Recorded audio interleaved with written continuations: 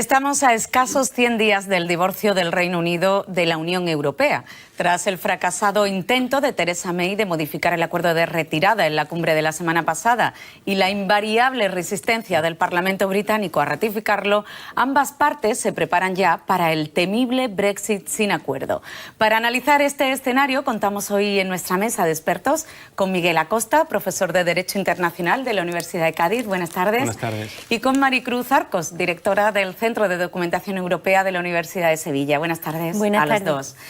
Bueno, decíamos que ambas partes se preparan ya para ese Brexit sin acuerdo, ese escenario que nadie quería, pero que finalmente parece que es inminente. La Comisión Europea aprobó ayer una prórroga de entre 9 y 12 meses para el sector financiero y para el de los transportes, para que no se vayan inmediatamente después de ese 29 de marzo en que se producirá el Brexit. Dicen que es para evitar el caos, pero ¿qué va a suponer esta salida el día 29 de marzo? Muy bien, pues la verdad que es la situación más inesperada, más caótica de las previstas inicialmente. Si la semana pasada todos esperábamos algún gesto de la Comisión Europea, del Consejo, en el Consejo Europeo de la semana pasada, al final, sorprendentemente, pues todos los países de la Unión Europea se han mostrado firmes. Por una vez hay una solidaridad clara frente a la posición de Reino Unido, y se han parado en firme. Han dicho, hasta aquí hemos llegado, este es el acuerdo, no lo vamos a cambiar. Y esto yo creo que a todo el gobierno británico era algo que no se lo esperaba. Esperaban que la situación, una vez llegada tan al límite, habría algún tipo de cesión por parte de Bruselas, y no ha sido así.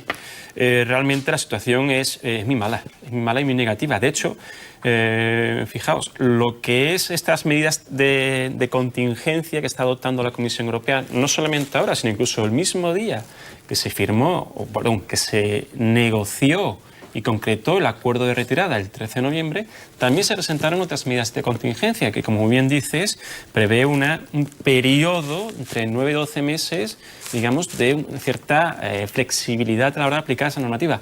Pero la Comisión Europea es muy clara. Estas medidas son unilaterales, esto es, las promueve la Unión Europea, pero se espera que Reino Unido las respete y haga, digamos, un efecto solidario y recíproco. Esto es, que igualmente pues, sea flexible a la hora de aplicar su normativa. Entendemos que sí, pero claro, cuando acaben estas medidas de contingencia, ¿qué va a ocurrir? Ahí, digamos, es la gran situación, y aparte hay muchos escenarios que pueden provocar situaciones conflictivas, al menos desde un punto de vista político, jurídico también, que por supuesto pues, los podemos comentar también. Sí, Maricruz, en la práctica, ¿qué supone eso? Porque al final estas medidas de contingencia es darle una patada al balón hacia adelante, ¿no? Es efectivamente aplazar el caos. Sí, que el caos no se produzca en un Big Bang de la noche a la mañana, sino que tengamos un periodo de tiempo para ir aceptando que Reino Unido pasa a ser un país tercero. Con lo cual, cuando vemos que es que no van a despegar los aviones, que no van a poder trabajar los europeos en Reino Unido, que no van a poder trabajar los británicos o residir los británicos en el territorio europeo, van a poder, pero como si fueran de un país tercero, no con las facilidades que tienen ahora. Y entonces, claro, la situación es un cambio radical, porque de estar acogidos dentro de la misma familia con muchas facilidades, pues de repente nos encontramos que pasas a ser un extraño y tienes que negociar esa relación con el extraño. La Unión Europea con Reino Unido, claro, la Comisión Europea, como bien explica Miguel, aprueba unas medidas de decir, bueno, tenemos 9 meses, 12 meses para negociar esa relación con el extraño, pero pasa a ser un extraño desde el 29 de marzo. Un ejemplo claro, si me lo permites, es el tema de los visados. Esto ya las primeras medidas de contingencia el 13 de noviembre, la Comisión Europea decía, a partir del 29 de marzo, si no hay acuerdo, el reglamento de visados no se va a aplicar. Nosotros lo que proponemos es que a los ciudadanos británicos que viajen a un país comunitario no se le exija el visado si vienen para estancias cortas, se entiende de 90 días, pero a partir de 3 meses o 90 días va a ser necesario algún tipo de autorización, véase un visado. Esa es la propuesta de la Comisión, con lo cual, fijaos, si estamos viendo, por ejemplo, simplemente los turistas británicos que vienen a España, estamos hablando de millones de turistas anualmente, si vienen por más de 3 meses van a requerir un visado. Esto va a provocar una burocracia realmente brutal en los consulados, en los cuerpos diplomáticos e incluso simplemente lo que es el aumento del precio para el consumidor, eso se va a notar también incluso en cuestiones de las líneas, de las aerolíneas. Realmente es una situación muy dramática. Un ejemplo, mi profesora de inglés, británica ella de Londres, hace un mes me decía que el británico de pie para nada se preguntaba ni se preocupaba por el tema del Brexit. Era algo que no le interesaba porque tenía totalmente asumido de que se iba a llegar a un acuerdo. La situación ha cambiado en un mes. Ahora, según me cuenta ella, el británico de pie está realmente asustado porque ha visto, después de, no voy a decir una situación muy esperpéntica, pero realmente una situación compleja en el Parlamento británico, que realmente cabe la posibilidad, y es muy posible, de que lleguemos al 29 de marzo sin un acuerdo. Ese británico realmente tiene pánico porque no sabe ¿qué va a pasar después? Maricruz, ¿y qué va a pasar con Gibraltar? Porque estas medidas que comentábamos, que acaba de aprobar la Comisión Europea, excluyen a Gibraltar. Sí, efectivamente, excluyen a Gibraltar porque Gibraltar no es Reino Unido, sino que es un territorio del que Reino Unido se ocupa de sus relaciones exteriores, con lo cual quedaría una situación aún más complicada. Efectivamente, en algunas semanas hemos hablado de esos memorándum de entendimiento que se han venido preparando para este caso y, bueno, pues tendremos ahí una frontera exterior de la Unión Europea en la línea de la Concepción que tendrá que regular ese tráfico con Gibraltar. ¿Qué pasará con los trabajadores? ¿Qué pasará con las mercancías? Pues a partir de que deje de ser el Reino Unido, de que deje de ser miembro de la Unión Europea, este territorio del que el Reino Unido se encarga de sus relaciones exteriores también tendrá que negociar ese nuevo escenario.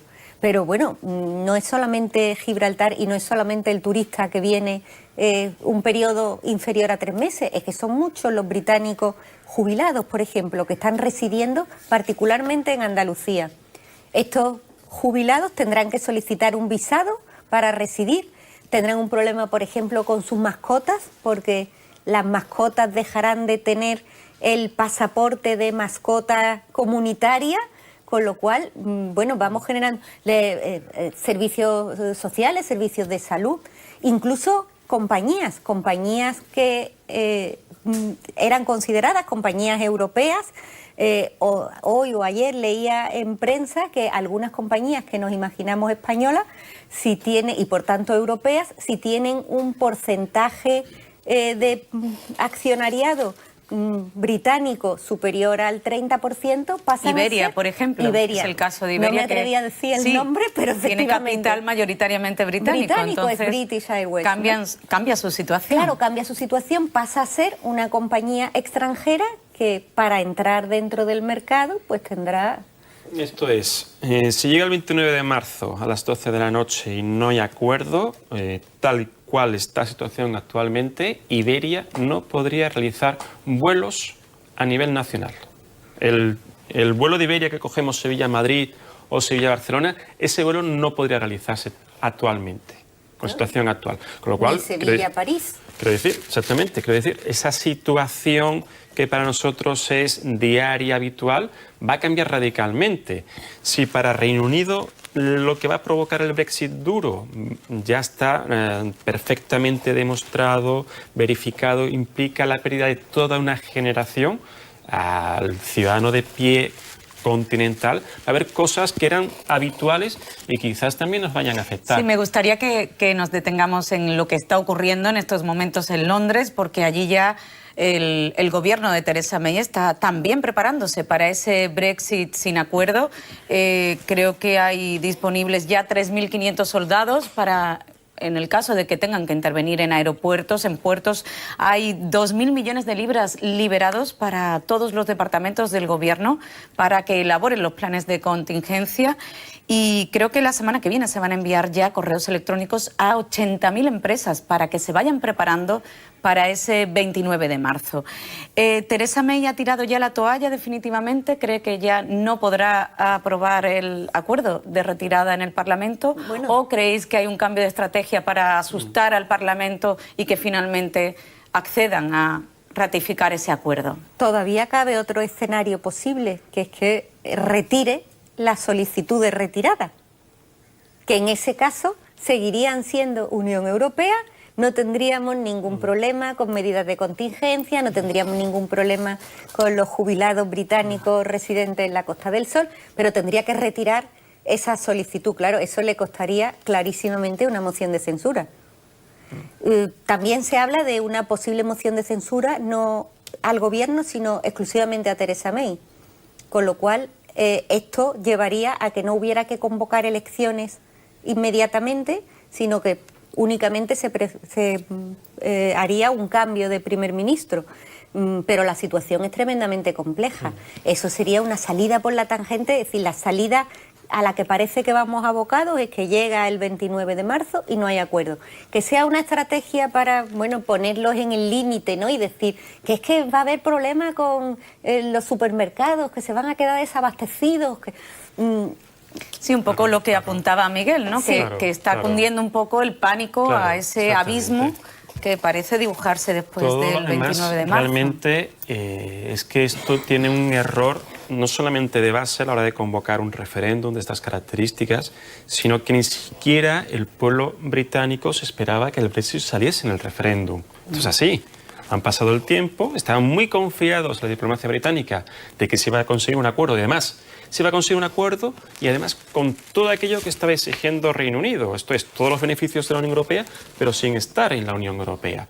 Esto ha saltado por los aires y lo curioso es que, aun cuando la diplomacia británica siempre se ha destacado por su buen hacer, ha explotado, o al menos se han dado cuenta en el último momento. Yo personalmente no creo que las medidas adoptadas por Reino Unido sean como una estrategia de cara a Bruselas. Yo creo que Bruselas ha dicho hasta aquí llegamos y no vamos a avanzar. Yo creo que esto es una malísima planificación del gobierno británico desde el primer día. Es más, ¿qué puede ocurrir? Puede ocurrir, vamos, el 14 de enero supuestamente lleva de nuevo el acuerdo al Parlamento británico. Ahora mismo se va a votar en contra.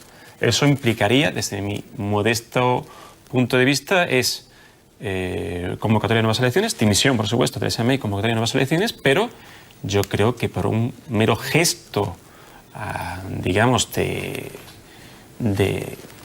educación o de diplomacia británica, lo que tendría que hacer era asumir el coste de todo este proceso y retirar, como dice Maricruz, la petición. Y que el siguiente gobierno decida si volver a relanzarla o montar un referéndum. Que montar un segundo referéndum yo no lo veo. Tony Blair hace 2 días lo defendía. Pero iba a plantear ese tema también, que Tony Blair planteaba la posibilidad de ese segundo referéndum, pero iba un poco más allá, pedía a la Unión Europea que fuera ella la que tomara la iniciativa en este terreno. ¿Eso lo veis factible tal y como están las relaciones a día de hoy? El segundo referéndum para preguntar qué. Si quiere Brexit, si no quiere Brexit, es que eso ya se ha preguntado. O si quiere acuerdo de retirada, tal y como está redactado. Sí, pero ahí el Tribunal Supremo británico fue tajante, es decir, el que se tiene que pronunciar al respecto es el Parlamento. El referéndum es una consulta al pueblo, pero el pueblo está representado en el Parlamento y es el Parlamento el que se tiene el que se tiene que pronunciar. Entonces, bueno, pues esa es la única posibilidad, que se retire y que el siguiente decida a partir de un nuevo referéndum o a partir directamente de una decisión en el Parlamento que decida si quieren seguir o no. La diplomacia británica, como bien decía Miguel, se ha caracterizado históricamente pues como la diplomacia austriaca, eran como los ejemplos de diplomacia, pero tened en cuenta que es que la diplomacia británica lleva 45 años sin negociar un acuerdo internacional. Efectivamente han colaborado, han negociado acuerdos con terceros en otros temas, pero un acuerdo internacional así potente como este... Un acuerdo comercial, por ejemplo. Sí.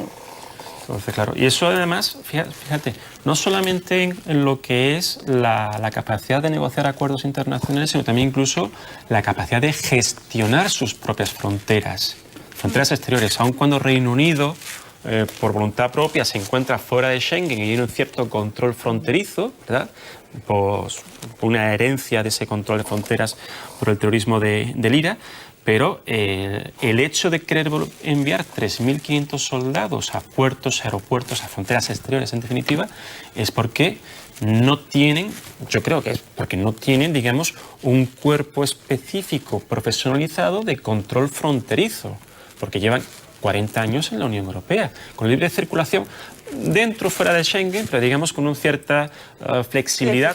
Simplemente vamos a Gibraltar, los que hemos ido, simplemente enseñando nuestro DNI a una distancia de unos 2 metros, te dejan pasar. No hay un control persona por persona. Es que ahora tienen que hacerlo. Si no tienen un cuerpo profesionalizado, mandan a las Fuerzas Armadas, a los militares, porque quizás no tengan otros medios disponibles. Y esto realmente, el día después del 29 de marzo, va a ser en las fronteras un auténtico caos.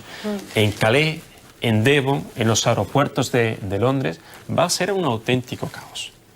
Sí, quería mirar ahora hacia el líder de la oposición, a Jeremy Corbyn, que al margen de los insultos que parece que le ha proferido a la primera ministra y de su intento de reprobación, que bueno, parece que está un poco estancado, sí ha manifestado que podría presentar una moción de censura después de ese 14 de enero, después de que salga rechazado el acuerdo de retirada. ¿Esa moción de censura tendría visos de prosperar? Bueno, si tenemos en cuenta la última moción de confianza de la semana pasada, no nos salen las cuentas, con lo cual podría efectivamente no salir esa moción de censura. Pero sí que es verdad que el tema estrella de todo el mandato de la señora May ha sido la negociación del acuerdo con la Unión Europea para la salida, con lo cual si su tema estrella es rechazado en el examen final, que es cuando se presenta ante el Parlamento Europeo, pues realmente nos tenemos que plantear, y mira que a mí me parece una magnífica líder de su país, la señora May, pero tendríamos que plantearnos si efectivamente ha hecho algo de provecho durante este tiempo. Y bueno, pues eso, sí, encontrar opiniones en contra es mucho más fácil hacer amigos para opiniones en contra que para apoyar una medida, ¿no? Entonces, en este sentido, yo creo que hay el problema de la negociación de los británicos en todo este tiempo del acuerdo es que, aparte de que llevan muchos años sin negociar, que siempre han ido como desobrados, permitirme la expresión casi coloquial, frente a la Unión Europea. Cada vez que el Reino Unido ha pedido algo, la Unión Europea le ha dicho, vale, aceptamos. Y quiero que también, vale, pues también. Y 2 polvorones, ¿no? Entonces, claro, cuando llega a esta situación, dice, no, es que como que no me vas a dar todo lo que te estoy pidiendo. Dice, no, no te lo voy a dar porque aquí estamos hablando en serio. El negociador que tenía enfrente o que tiene enfrente, Barnier, no es un negociador fácil, ¿no? Entonces, claro, ahí es donde nos encontramos. Luego además se presentan varios escenarios. ¿Qué pasa con Escocia, por ejemplo? Escocia yo creo que va a aprovechar para de nuevo relanzar, digamos, su independencia para mantenerse dentro de la Unión Europea. El tema ya crucial de la frontera con Irlanda del Norte de Irlanda. Tenemos que terminar aquí, hablaremos de Escocia, hablaremos del Brexit, seguiremos hablando de este tema, pero hoy hemos agotado el tiempo que tenemos para el análisis aquí en Andalucía al Día. Muchas gracias a nuestros expertos, a Maricruz Arcos y a Miguel Acosta. Gracias. Llega ya Ángel Gámez con el deporte, pero después de la publicidad. Hasta luego.